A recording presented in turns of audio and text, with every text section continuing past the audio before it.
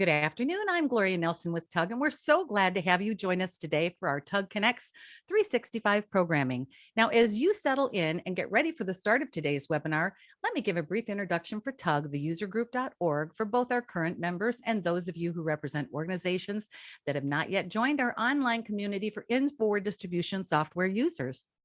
Now, I can say that we've already power. And with confidence, I can share with you that after today's presentation, you'll be waking up tomorrow with a little more of both. TUG webinars, online forums, and member events facilitate the timely exchange of ideas and information to help you work smarter and with more confidence. Now, any way you slice it, that's a powerful combination. If you're currently a member, it pays to get even more involved. And if not, please visit our website at www.theusergroup.org to find out why 2,300 heads are better than one to help you be the best at what you do each and every day. Now, before we get started, allow me to touch base on a couple of housekeeping tidbits. Buckle up for about 35 minutes of content and Q&A today. Open and drop your questions into the Q&A bubble on your toolbar. That's where I'll be monitoring those and feeding them to David at our breaks that we have coming up. Also, be prepared. We have some very, very cool polls coming up. We want your information, your involvement. So make sure that you're ready and your mouse is ready to click on something there to provide us important feedback. And also, I'll be monitoring chat as well, looking to see if you have additional comments that I can share at those breakpoints if you know something about the background that you want to share with the rest of the people online. We monitor that, so just go ahead and drop it in. Now, regarding intellectual property, you're invited to take screenshots and also copy and paste any chat that you need that will help you going forward after today's experience. So now, without any further ado, it is my pleasure to welcome David Bauders, who is SPARXiQ CEO, and will lead us into how they take you to your next step in strategic pricing journey. David, go ahead and take it away. Oh, thanks, Gloria. And I'm glad to be here today. And thank you to TUG for inviting us to present. We've been partnered with TUG for a number of years now and have been helping Infor distributors to improve their pricing and related business impact for a number of years. So today we're going to talk about the next step in the pricing journey. And really what we're talking about is how pricing is really not whether you're doing it or not doing it, it's where are you in the journey. But before we get into that, I thought maybe Gloria could bring up a poll just to kind of assess the pulse of the audience. Gloria, do you want to bring up the poll questions?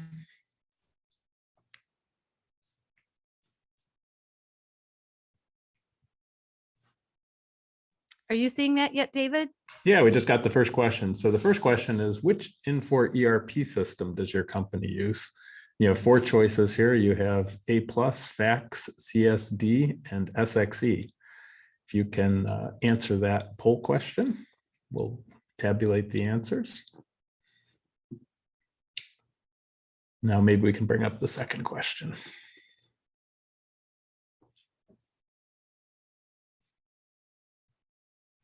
So the second question, oh, here's the answer. Have to share the results before I can go to the second question, David. Sure.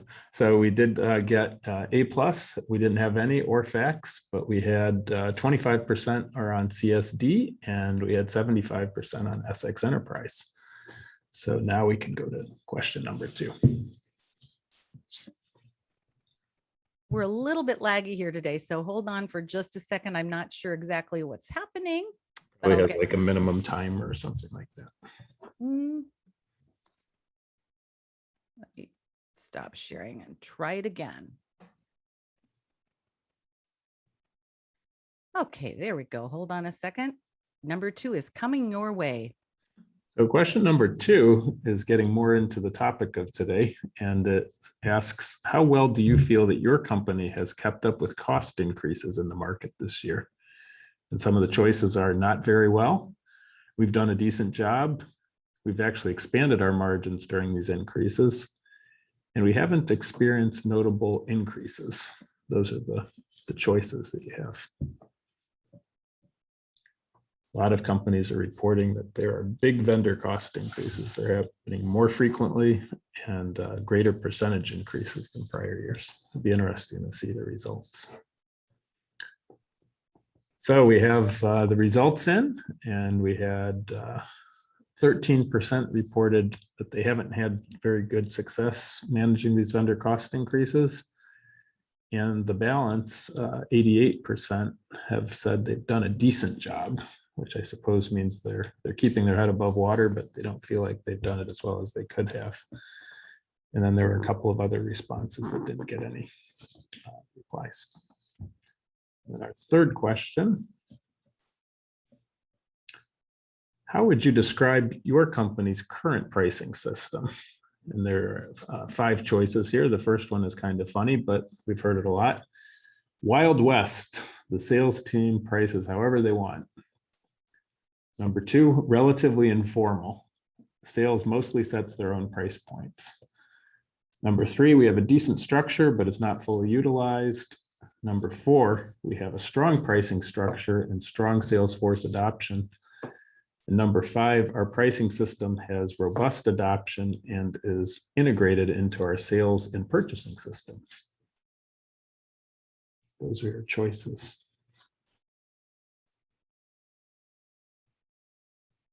Now the responses. So we've got, nobody was willing to admit to being Wild West. We have relatively informal, sales mostly sets their own price points. We have the third answer has, the second one at 25%. The third one has 75%. We have a decent structure, but it's not fully utilized. The other 2 answers, we have a strong pricing structure and Salesforce adoption, and our pricing system has robust adoption with integration to sales and purchasing. Neither of those received any replies. So it looks like most folks are kind of in the middle of this pricing journey, and that's kind of what we expected, although a lot of companies are still in that Wild West section and they don't recognize it.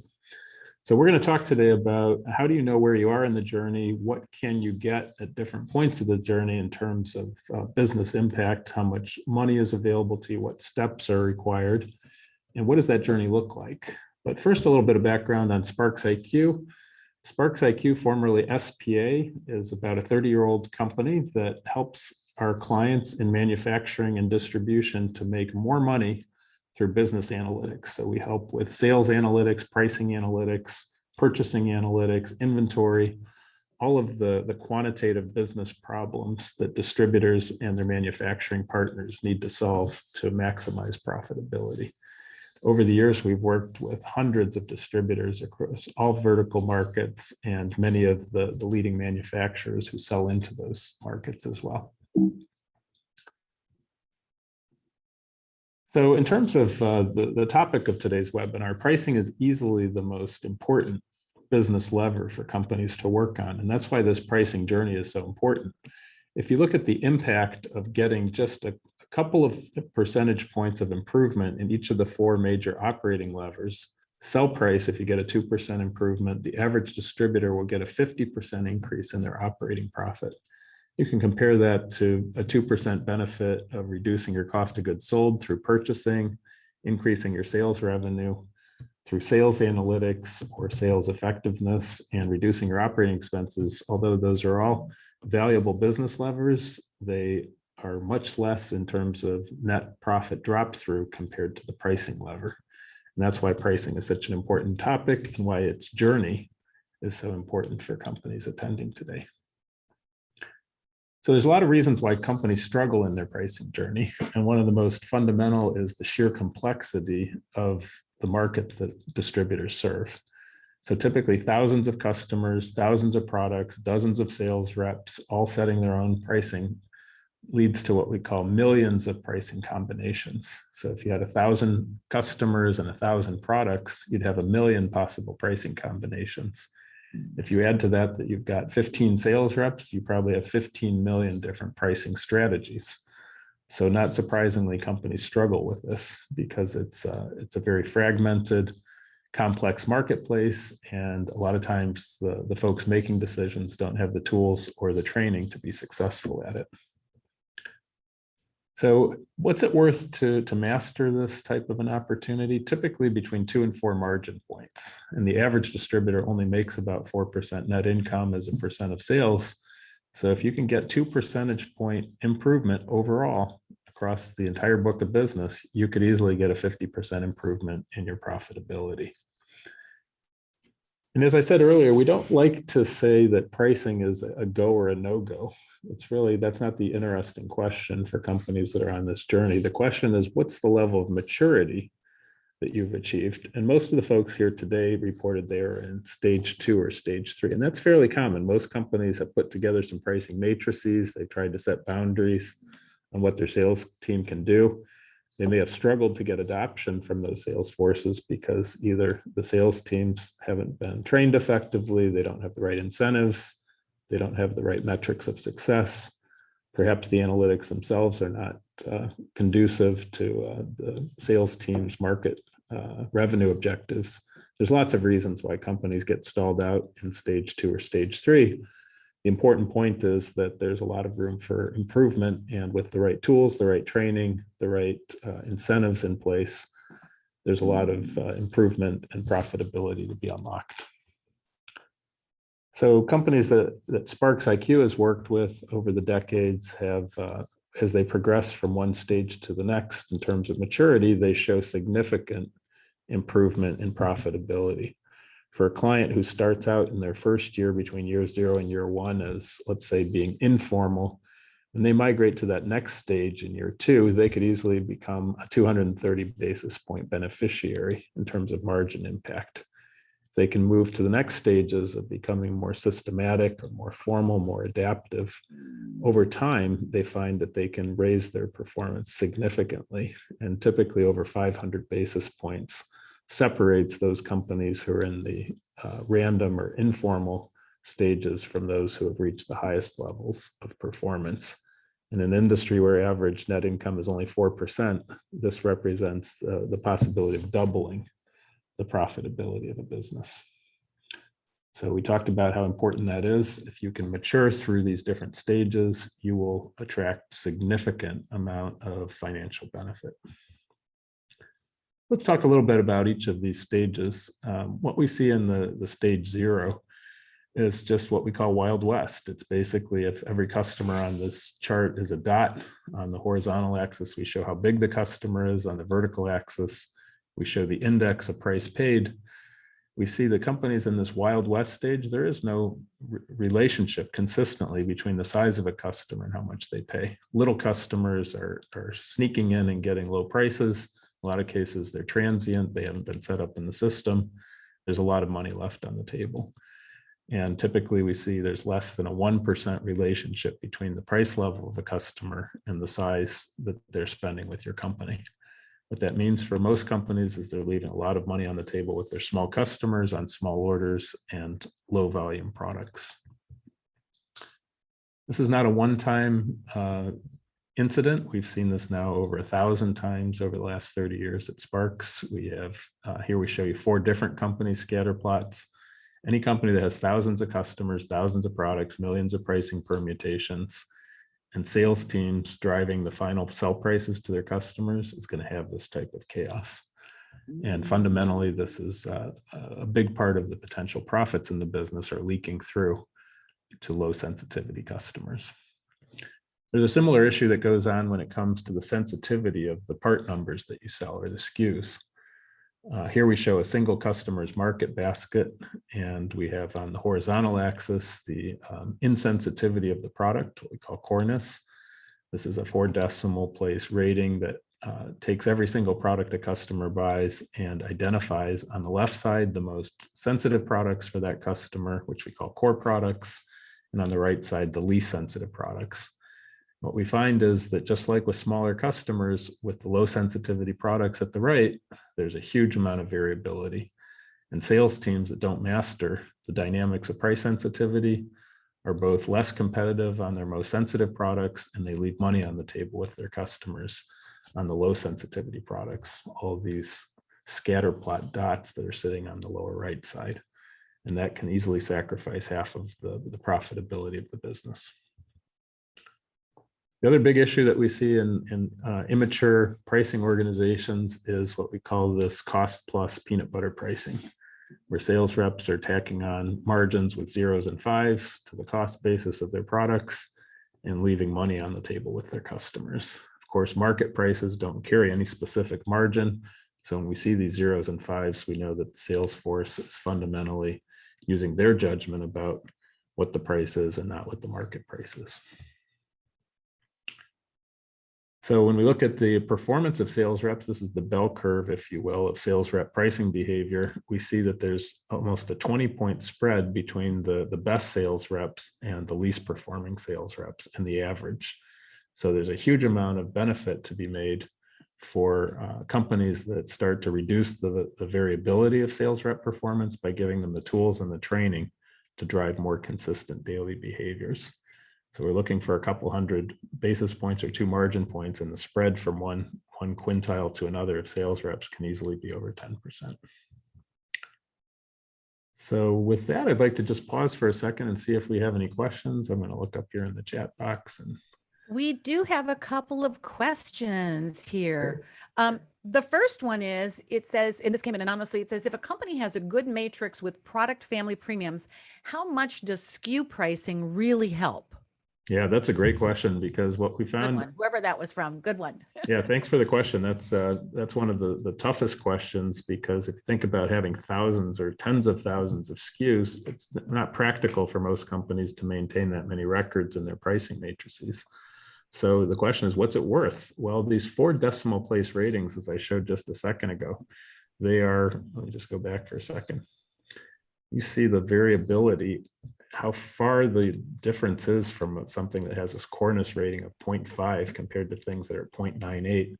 Those premiums that go in there, they could be 500 basis points, 5 margin points over here compared to the ones that are in the middle, or even the ones at the far left. When you don't address the SKU level of variability, you're missing these differences in sensitivity. So what happens for most companies is they anchor on the most sensitive products, and they leave premiums on the table with their customers on the least sensitive products. So the short answer is, it's typically worth 200 to 400 basis points, or 2 to 4 margin points, to move from the family level down to the SKU level. Great. And one other question here that just populated. I have to keep my eyes roaming to and fro on my computer here. Our overrides are already out of control. How can we fix this if our cost increases are going up further? Well, this is the devil of this maturity journey. So until we start to have the right pricing matrices in place, we're going to have a lot of overrides. So the whole issue of, did we anchor our pricing matrices on the most sensitive SKUs or the least sensitive SKUs? What kind of pricing science went into developing those matrices? If we don't have good answers to those questions, the sales team will rightfully be skeptical of using those tools, and they'll find a million different ways to get around them. One way is, of course, to override. That's the most blatant. That's basically putting it back in your face and saying, I dare you to tell me to stop doing that. Then there's lots of other ingenious ways of doing it, which include setting up customer specific pricing in the system so it doesn't show up as an override and they don't get clobbered by that issue. But it still has the same effect, which is to take it out of the managed pricing environment.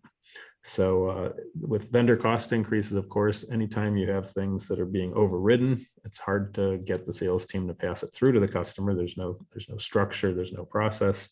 And when it shows up in those customer specific pricing agreements, they usually get rolled over without any adjustments. So in this highly inflationary environment where the frequency and the velocity of vendor cost increases has gone up, this has become a much bigger issue. Right. Supply and demand, and also the supply chain too is impacting that. So therein we see the illustration of the Wild West as well. That's right. And if you've got if you have a big override problem, you probably are in the Wild West stage. There you go. David, those are the questions we have populating. I'm going to throw it back over to you to continue. Okay, thank you. So we talked about the random or Wild West stage, and this is where sometimes good things happen, but we call them random acts of excellence. We're going to talk about next is stage 2, which is the informal. Well, we've actually talked a little bit about this a little bit more about this random stage. So somebody just brought up the issue of overrides. What does your pricing methods mix look like? For a lot of companies, until they may not even know what their pricing methods mix looks like, which is of course a dangerous position to be in. But for a company, when they finally start looking at how much revenue do they get from overrides versus matrix pricing versus contracts, they might see something like this. Now, if you've got a truly crazy situation, you might see everything is being priced on the fly. What you want to start to see, though, is that overrides are probably around 15% or less, and the balance is being shifted between matrix and contract pricing, which can be, but aren't always, managed forms of pricing. Usually what we see is companies are using Excel spreadsheets. In this point, they're trying to put together just decent margins that they see. Maybe it's average margins. They're maybe trying to put together customer specific contracts where the salespeople go in and slap different margins on the products. Usually there's a fair amount of tension in this random stage because the margins are at risk and the sales team is frustrated because they have to still deliver the revenue numbers and they feel like the pricing system isn't helping them. So there's a lot of challenges at this stage. We get to the informal stage. This is where companies are still doing cost plus, but what they're really focused on is trying to find what we call low-hanging fruit. That is, where can they make adjustments to their pricing tools that will help them to set minimum margins to try to at least put some guardrails around what's out there in the system. So they might start trying to affect the cost basis. Sometimes they'll put in a landed cost in the system that gives them a little bit of extra margin so that the sales team doesn't give away their purchasing savings.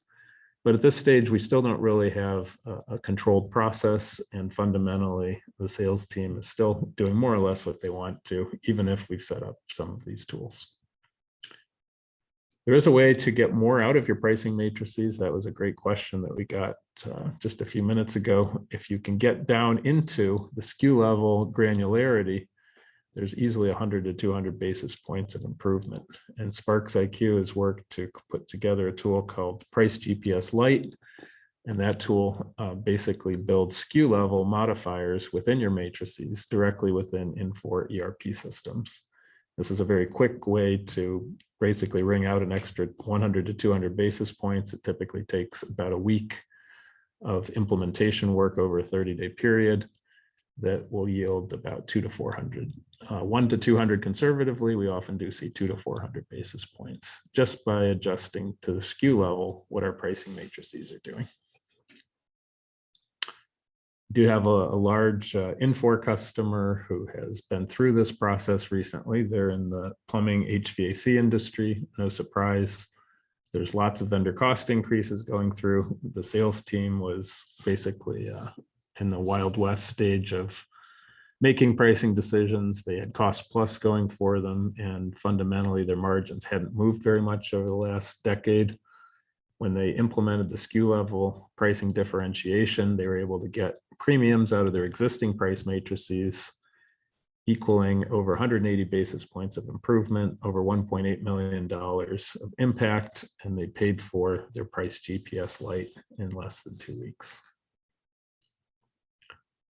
The next stage is formalized pricing. This is where we start to segment our customers carefully and according to the type of customer they are, contractor versus OEM versus industrial or utility, a variety of these different vertical markets. We also segment them according to their sensitivity or size rating. And we have product sensitivity ratings that help us to differentiate down to the SKU level what our margins will be. Once we start to adopt this more formalized structured pricing, we finally are segmenting according to the same way that our sales teams are seeing the marketplace. And we're helping to provide much more structured recommendations based on where a customer fits in their type and sensitivity rating and based on the sensitivity of the SKU.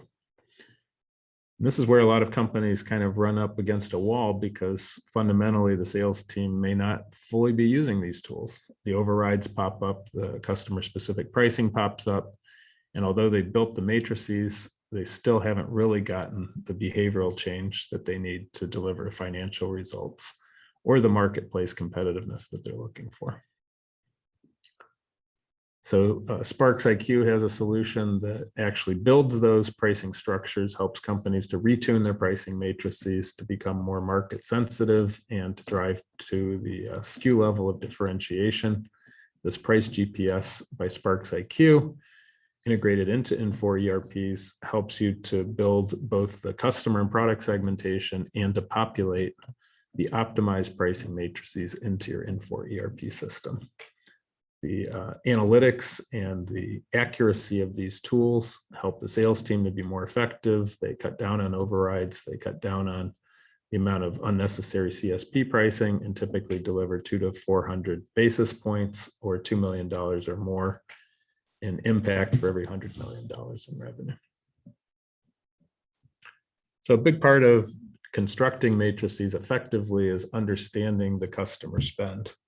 And here what you can see is a typical customer's market basket. We have the products we know that they spend on. This comes from transactional data, where we mine the ERP data to figure out what's the planned spend, the A's and B items, what's the unplanned spend, the C and D items. And SPARXiQ brings in AI and ML, machine learning, to be able to understand what are the other products the customer is likely buying from other suppliers, to be able to build out what are the appropriate core products for that customer. And those typically for assigned accounts would go into a structured CSP, and for the less core products, those would hit matrices. But the most important thing is you have to be able to look beyond the data of what the customer spends with your company to understand what the unknown spend is. And that comes through advanced analytics well beyond the capabilities of most distributors. Once we see the complete picture, we can structure our pricing between the CSP and the matrix pricing, and we can do so in a way that anticipates where we should be growing share of wallet with the customer and what kind of pricing will we need to accomplish that. So as we start to work with clients who go the full journey into building this optimized set of pricing matrices, we see this is a large electrical client working on Infor. Over $150 million in revenue, 12,000 customers, 5,600 SKUs or product groups, 22,000 unique SKUs. You can see again the same issues, lots of branches making their own pricing decisions.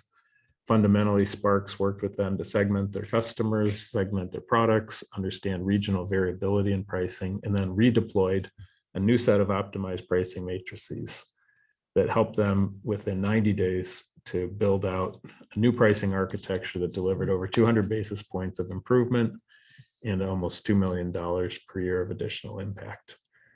They were able to deliver payback on their investment in less than 3 weeks. Stage 4, systematic pricing. This is where we have not only the optimized pricing matrices and customer and product segmentations, we also have the performance analytics that help us to drive adoption. So we have KPIs for all of our sales teams. We have web-based tools that help us to understand adoption and to be able to set clear expectations with the sales team, and to even manage guardrails in process to make sure that people aren't going around the system. Sales teams need to be trained in how to sell on value. They also need to be trained to negotiate properly against the skilled buyers they face in the marketplace. And they can achieve some significant results here, typically over 200 basis points. But the big challenge is they may not have integrated their pricing strategy into their sales strategy or their purchasing strategy. And that's really where the top of this journey leads you, which is into the integrated and adaptive stage.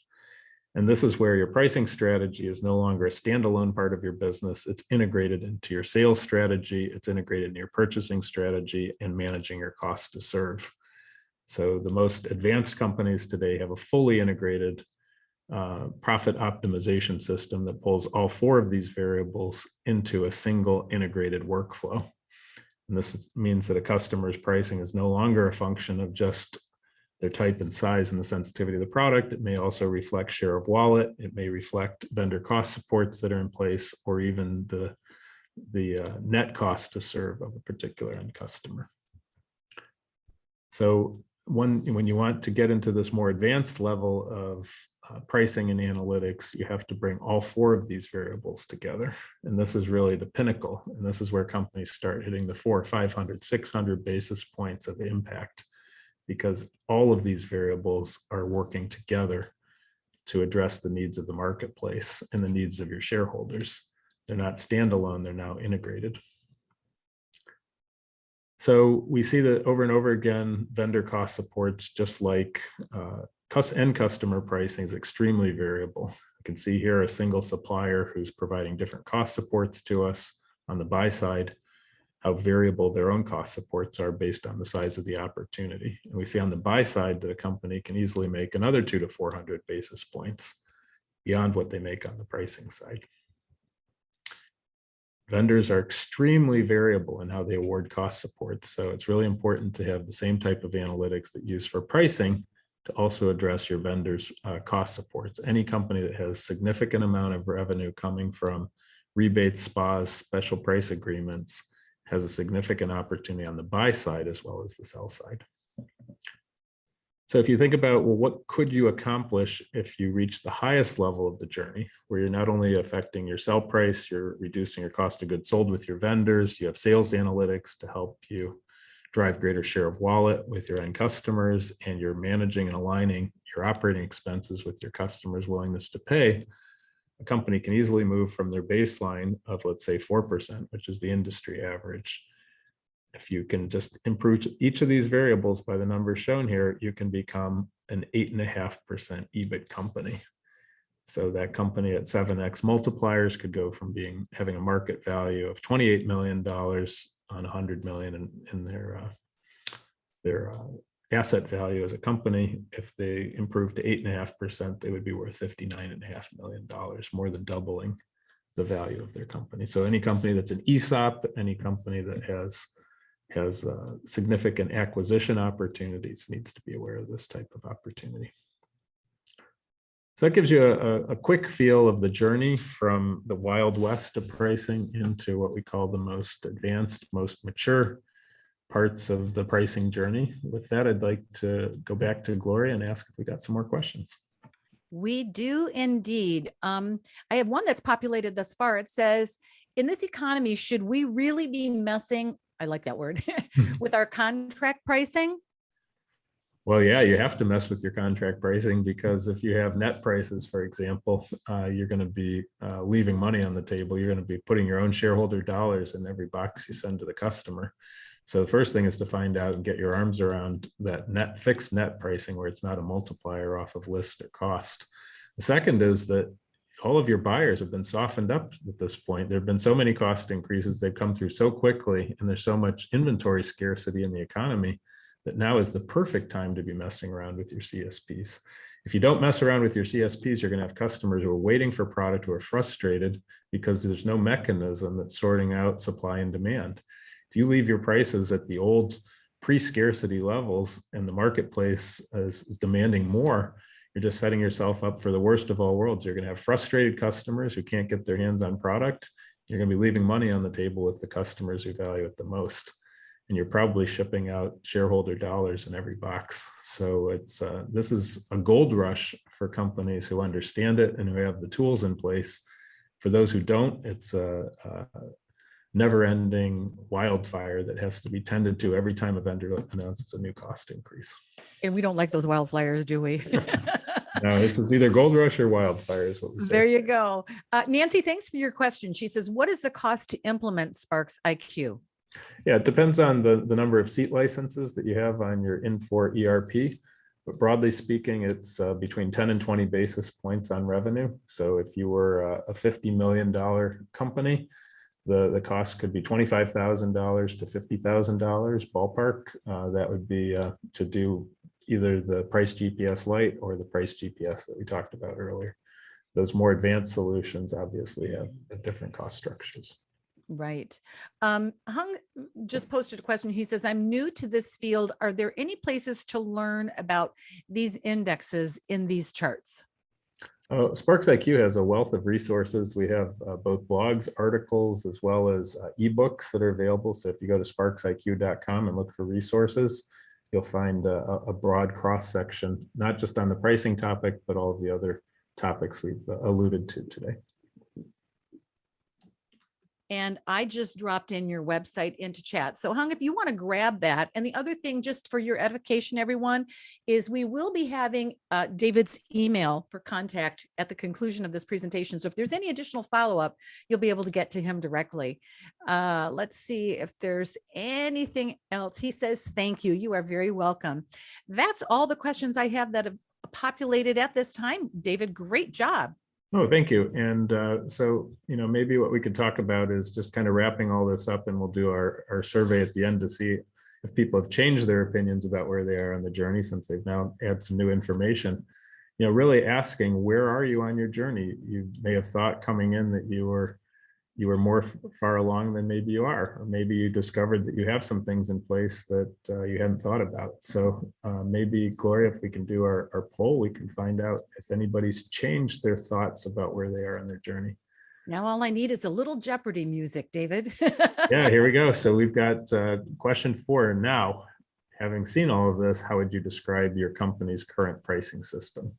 Again, the choices are Wild West, the sales team prices however they want, relatively informal, sales mostly sets their own price points. We have a decent pricing structure, but it's not fully utilized. We have a strong pricing structure and strong sales force adoption. And we have our pricing system has robust adoption as integrated into our sales and purchasing systems. So let's see what the results show. And maybe a few people changed their minds, maybe not. Maybe they confirmed what they thought they knew. All right, I'm going to go ahead and close the poll and share the results with you.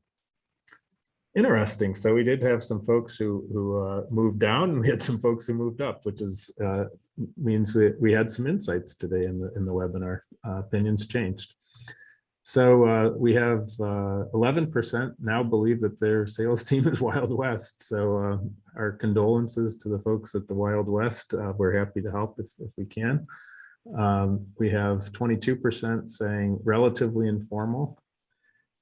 We have 44% saying they have a decent structure, but it's not fully utilized, which I think is a great insight, because that means you probably are in a better shape than you might have thought at the beginning of the webinar, but maybe now you're aware of these advanced levels that are worth even more money to your company.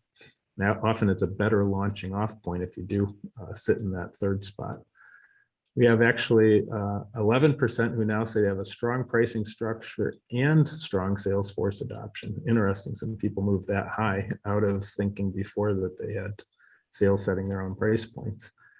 And then our pricing system has robust adoption, is integrated into our sales and purchasing systems. I'm a little bit skeptical of that one, but that you could go from saying that you were informal to being adaptive and integrated into other systems, but we'll take it for what it is. So thank you for that poll. And for companies out there that are interested, SPARXiQ can help you to not only master your pricing journey, but also help you with sales analytics, purchasing analytics, inventory, all of the critical business levers that drive your bottom line. We focus on very staff efficient processes, typically 2 to 4 weeks of staff time over 90 days. We've done this thousands of times over 30 years. So you're in good hands when you start working with SPARXiQ. And we're happy to help you master these opportunities, not just analytically, but also through the processes, training, and incentive systems that lead to robust adoption. So if you'd like to learn more about this, we have an online calculator that you can find at SPARXiQ that will help you to plug in revenue and your pricing methods mix and help you understand how much money is out there sitting in your data and sitting in your pricing journey. And you can also schedule a free 1-hour consultation with our team of experts who can help you look at your data and make sense of your opportunity.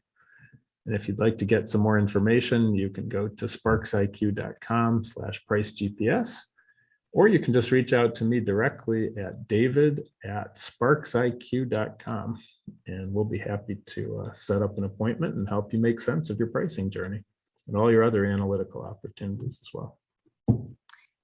Well, that was an incredible presentation, David. It's been a pleasure not only to serve you today and to work and collaborate with you, but also want to thank everybody else who joined us today online. We had 12 people that were here in the audience today, which is great. As with most of our webinars, you will be able to find this presentation allowing 2 business days on our website under education. And also make a note, our next webinar coming up this Friday is at 2 p.m. for our technical network meeting. So watch your inbox for the invitation, and our website as always has the link for you to go ahead and register directly from our website. And for those who didn't register for TUG Connects 2021, you still have time to watch those 280 plus sessions that we rolled out in May through the end of October, October 31st. Don't let that date pass you. That's going to be the real haunting on October 31st if you don't avail that content. So we'd like to invite those of you who are members of TUG to continue this discussion on our exclusive members only forum boards. And also for those of you who are not yet members, I say, why not? jump on over to www.theusergroup.org and join today. And folks, as they say in Hollywood, that's a wrap. Have a great one.